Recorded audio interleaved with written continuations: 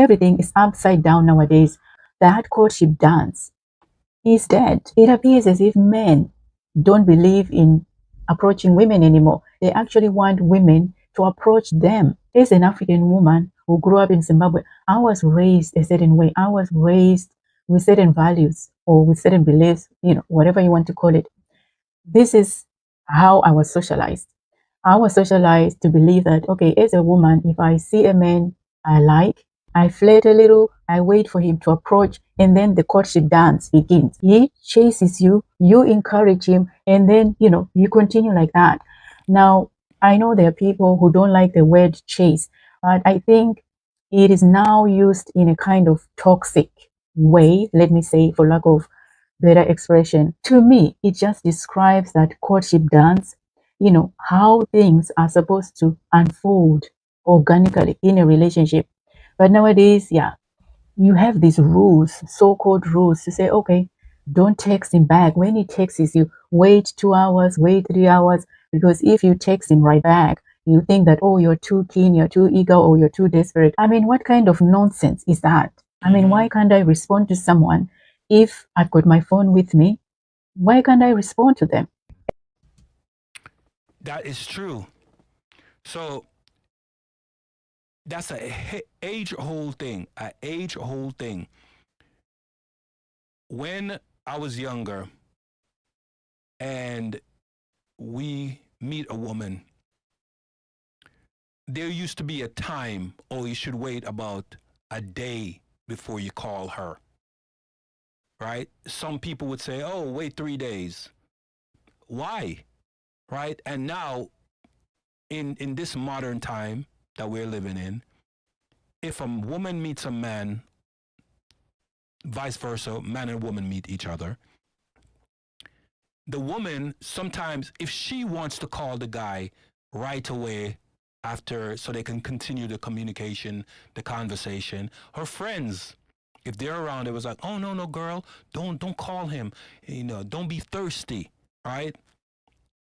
And or if the guy called, the girl would be like, oh, he's so thirsty. Why? If the both of you like each other, continue the conversation. It is how you're going to get to know each other. Continue the conversation. But a lot of people are more so playing to their friends' desires, right? That girl code keeps a lot of women single. All right, let's continue.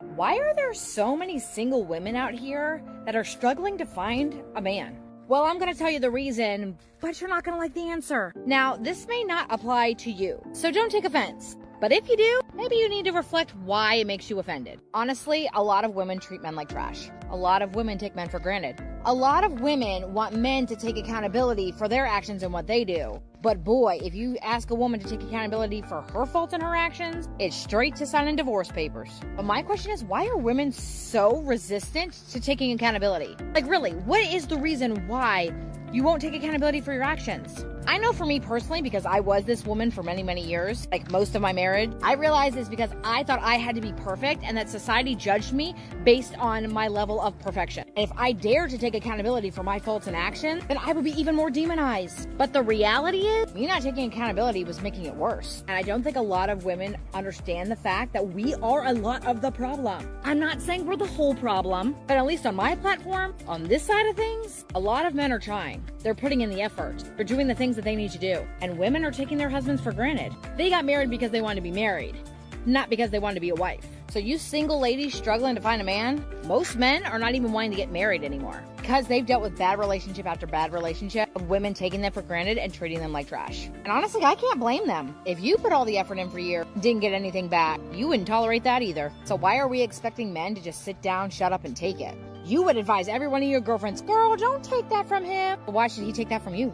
And honestly, I truly believe that lack of accountability is one of the number one reasons why marriages are failing. We refuse to take ownership of the things that we need to take ownership for. But I can promise you, if you take accountability for your actions and work really hard to fix them, your marriage can look completely different. Because y'all, that's where I'm sitting right now. The problem is you just gotta swallow your pride, do what it takes to make a change. Listen, she's very right. A lot of women will not take accountability for their actions. Will not take accountability for their actions. Why? Because they don't feel that they did anything wrong. And if they did something wrong, the man should apologize because the man is always wrong. So some men are like, I don't want to deal with that. I don't want to deal with that. And when a woman can't necessarily get her way, she decides, I don't want to deal with that either. I want to be single. So we're having so many women that are single because they don't want to take accountability, and that accountability comes packaged as a man telling them, hey, whenever you're wrong, you need to say sorry. You need to apologize. But oftentimes, a lot of women don't apologize. It is like kryptonite, right, to them. So if you understand, Superman is allergic to kryptonite. Woman is allergic to accountability. That is their kryptonite, right? So let's go to the next video. One of the reasons that a majority of the women that are in their mid to late 20s and want to be married one day are still single right now is because a majority of women have no clue what men actually want. So I've been hosting Christian single socials for the past few months now. And so I've talked to countless number of single women. And what I've realized is most women are having dating issues for one of two reasons. One, the man they want doesn't want them. Or two, they cannot find and attract the men they want in general. Now, both of these things are the function of the same thing. They don't know what these men want, so they can't, in return, get these men to be attracted to them. And I'm not even talking about physical attraction here. That's easy. I'm talking about attracting someone, right? Attracting a man for a long-term relationship, making him want to commit to you. And it's not even the fact that these women are intentionally or consciously ignoring what men want or what the men they want.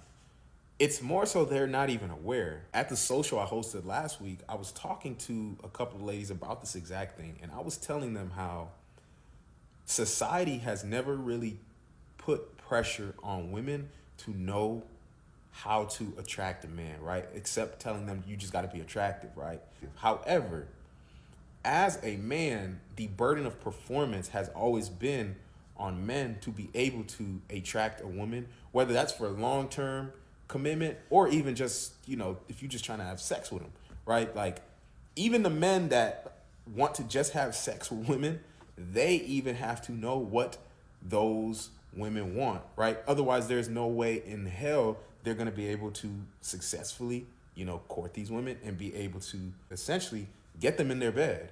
And that requirement is even more stringent on a man that is dating to marry, right? A man that's dating to marry has to for sure know what this woman wants, right? Because at that point, he has to know what she needs emotionally, physically, spiritually, mentally, financially, etc. And it's funny because at the event last week when I was talking to these two women about this, I was telling them how society puts a burden on men to know what women want, right? But not necessarily the other way around. And this other woman kind of overheard our conversation, and she walked by and said, well, yeah, what's the problem with that? Men need to know what we want. And I said, that's totally fine, but you've proven my point. So as a woman that is trying to attract a man, you have to, and if you're having issues especially, you have to really be on your P's and Q's and know, hey, what does the man that I want actually want? And to be quite frank about it, a lot of women, if you ask them, what does the man that they want, they cannot answer that question. They don't really think about those questions. They only think about what they want. So because they think about what they want, they only know how to give you a list of their wants and desires. Like, I want a man to be 6 foot tall. He has to make 6 figures. He has to have over 6 inches long. All these different things that she wants, all the different criterias that she set. But she will not know what the man that she wants from her. I think sometimes when men are questioning why women are choosing to be single, it's because they think they're competing with other. This one, I need for you to really pay attention to and listen, right? I'll put my commentary right after she says what she says. Men, when actually they're competing with me and my friends. Babes, I don't know about you, but me and my homegirls, we romance each other. I said I was going to wait until she's done. She and her friends romance each other. The guy is competing with her and her friends. Do you understand that statement?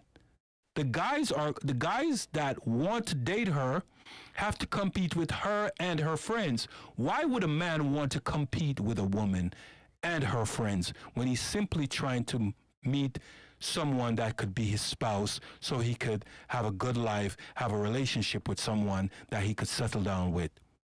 And she says that she romance her friends. Let's continue. Juju at his Juju Bay is one of my platonic life partners. And babes, in December 2022, when I was on 2 billboards in Times Square and Herald Square, who was the one walking with me in that chilly air so that we could see both of them and take pictures and video? I know Juju's dress size. I know her favorite color. I know when I'm out shopping or thrifting and I see a piece that's fringy or crocheted, oop, it's copped for her. So it almost appears that she is... all right, let me put it this way. Maybe she's really into women, but just want a guy as a side dude. Because she's saying she knows her friend's dress size, she knows this, she knows that, everything about her friend, right? So it's as if she's telling men that you are nothing. You are nothing.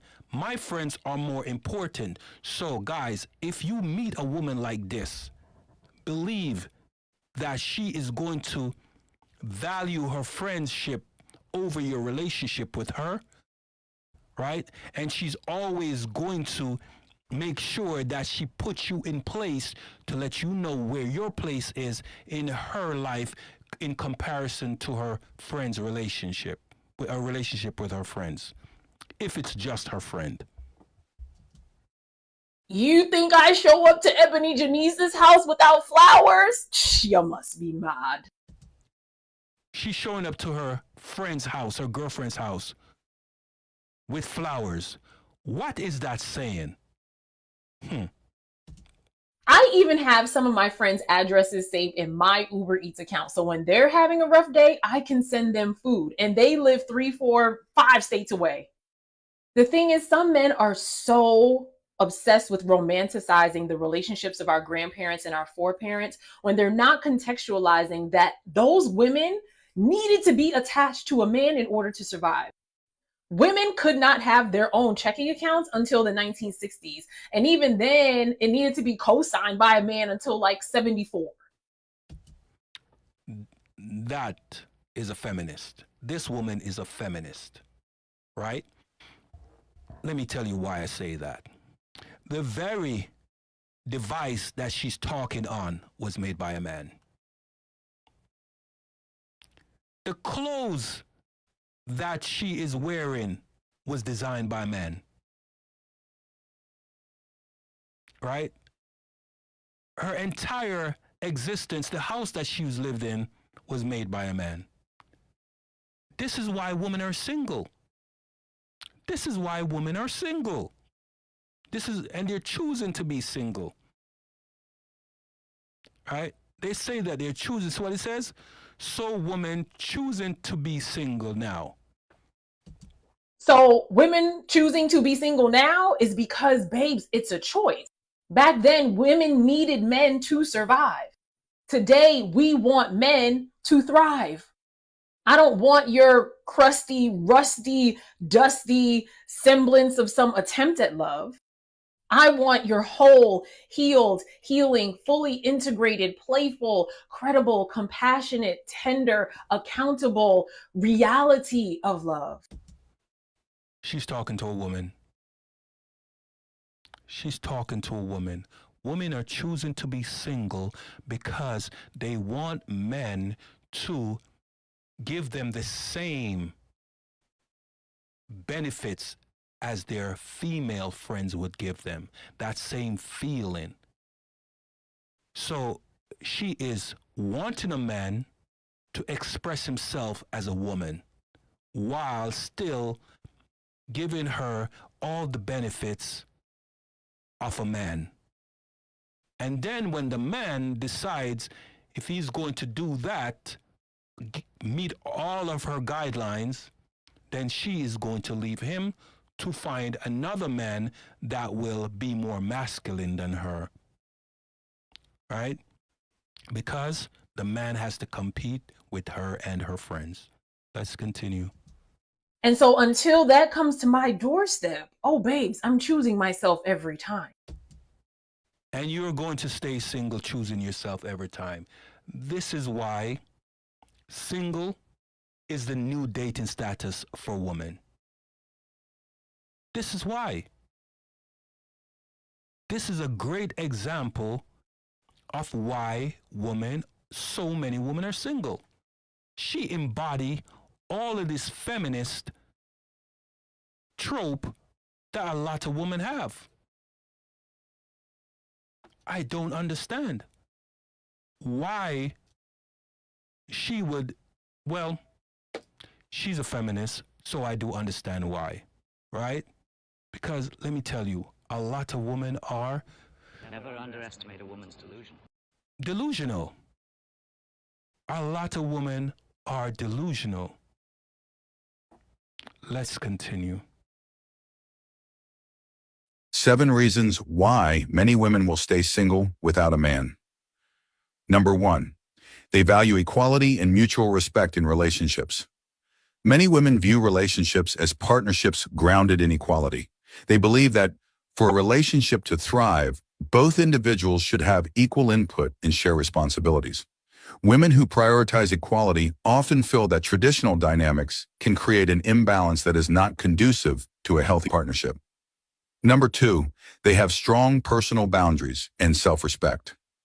Women who understand the importance of personal boundaries and self-respect are more likely to remain single if they feel a potential partner does not honor their autonomy. They recognize that maintaining their individuality is crucial to their well-being and seek partners who appreciate and respect their boundaries. Number 3, past experiences have influenced their views on relationships. A woman's personal history can significantly shape her expectations and boundaries in future relationships. If she has encountered situations where control or dominance led to dissatisfaction, she may be cautious about entering another relationship that mirrors those dynamics. Instead, she may seek a partnership built on mutual respect, where both individuals feel empowered and valued. Number 4, they prefer open communication and shared decision-making. Healthy relationships thrive on transparent communication and collaboration. Many women desire a partnership where both individuals openly discuss important matters and work together in decision-making processes. This emphasis on joint responsibility fosters a sense of mutual respect and ensures that both partners feel heard and appreciated. Number 5, they seek partnerships where both voices are equally valued.